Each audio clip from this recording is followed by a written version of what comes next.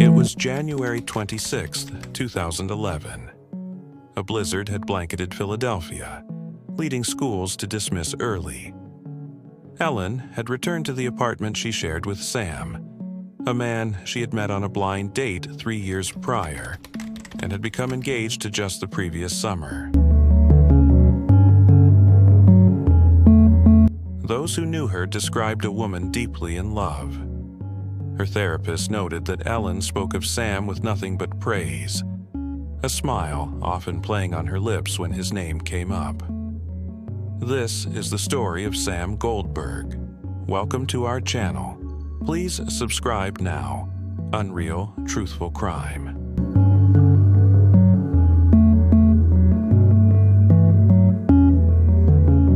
That very morning, she had been emailing her wedding photos to guests, her words brimming with the joyful anticipation of a future she would never see. According to Sam's account, he had left the apartment around 4:45 p.m. to go to the gym in their building. When he returned at approximately 5:28 p.m., he found the door locked from the inside with a thumb-turn latch, a type of bolt that could only be engaged from within. After repeatedly knocking, calling, and texting Ellen without a response, his messages growing increasingly frantic from "Hey" to "You better have a good reason" and "WF," he sought help from a building concierge. Told that forcing entry violated policy, Sam, in a final act of desperation, allegedly kicked the door in, breaking the latch, and discovered the gruesome scene. He was on the phone with 911 by 6:33 p.m. The first responders arrived to a paradox. The apartment was tidy, showing no signs of a struggle. No furniture was overturned, no valuables were missing, and there was no evidence of forced entry aside from the damaged door latch. The police, taking note of the locked door and the absence of obvious disturbance, quickly leaned toward a conclusion of suicide. This initial assessment set in motion a chain of procedural failures that would forever haunt the investigation. Critically, the police did not treat the apartment as a homicide scene. They did not call in the crime scene unit for a thorough processing of the area.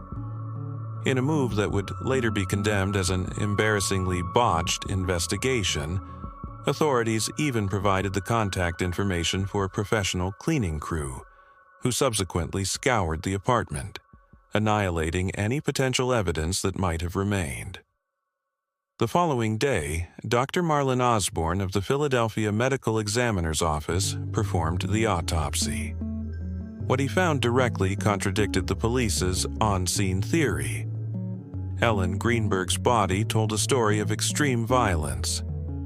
She had suffered 20 separate stab wounds, 10 to the front of her chest and abdomen, and 10 to the back of her head and neck.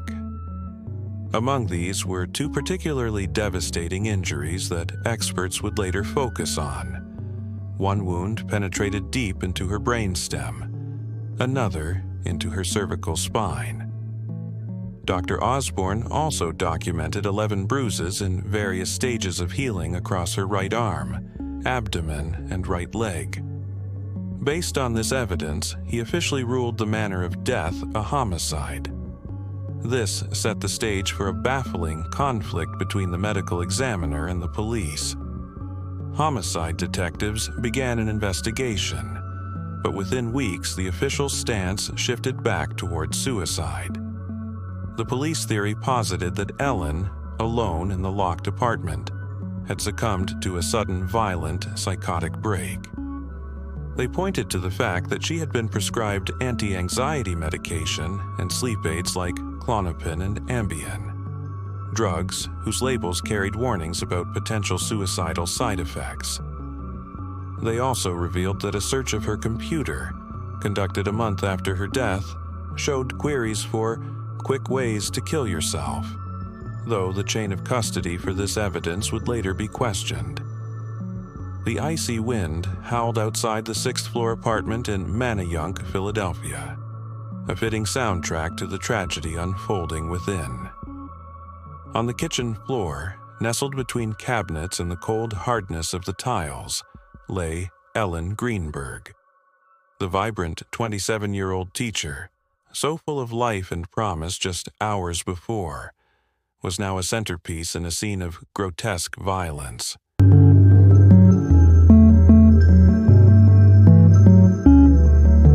A 10-inch kitchen knife protruded from her chest, a final, brutal exclamation point on the 20 stab wounds that marred her body. Her fiancé, Sam Goldberg, gasped, the air turning to lead in his lungs. He fumbled for his phone, his fingers clumsy with panic, and dialed 911. "Help!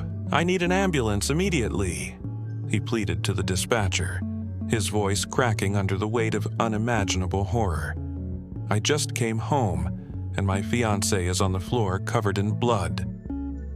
In a moment of bewildering clarity amidst the chaos, he then cried out, "Oh my God, she stabbed herself!" When the dispatcher asked where, his response would echo for years to come, a statement that seemed to defy logic.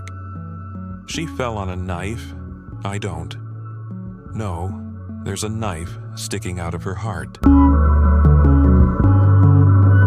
Under pressure from the police, Dr. Osborne performed a stunning reversal. In April 2011, he amended Ellen's death certificate, changing the official manner of death from homicide to suicide. His amended report stated she was the only person found in the apartment. There was no evidence of disturbance, and no other method of entry to the apartment, which means no one else could have been there to do the killing. Therefore, this finding is not valid. It was a capitulation that left Ellen's parents, Josh and Sandy Greenberg, stunned and heartbroken. They refused to accept that their vibrant, beloved daughter, a woman who was planning her wedding, and who her own therapist said had never expressed suicidal ideation, could have taken her own life in such a brutal and anatomically improbable manner. They embarked on a relentless 14-year quest for justice.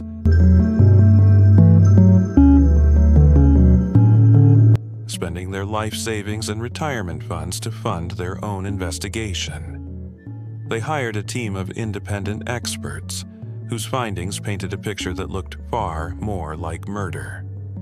The family's legal battle was long and arduous. They filed multiple lawsuits against the city and related authorities, alleging a conspiracy to cover up Ellen's murder. For years, they faced setback after setback.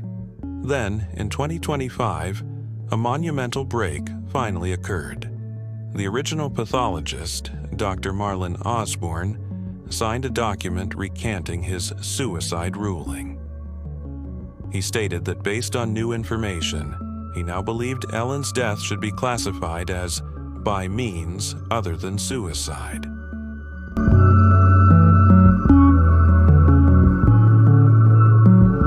However, because he no longer held a Pennsylvania medical license or worked for the medical examiner's office, he was powerless to officially change the death certificate. This admission, however, fundamentally undermined the official case's legitimacy. The Greenbergs reached a civil settlement with Dr. Osborne and the city, which also agreed to re-examine the case, with a hearing scheduled for mid-October 2024. The mystery of apartment 603 remains a festering wound. The question of how Ellen Greenberg truly died persists, a ghost in the machine of justice. If it was suicide, it was a physiologically miraculous and uniquely horrific one. If it was murder, it was a nearly perfect one, hidden behind a locked door and a series of institutional failures. The snow that fell that night has long since melted, but the chill of Ellen Greenberg's death remains, a cold case in every sense of the word, kept alive by the love of two parents who will never stop asking what happened to their daughter. Thank you for watching this complete video. Please like and subscribe our YouTube channel, Unreal Truthful Crime. Stay safe.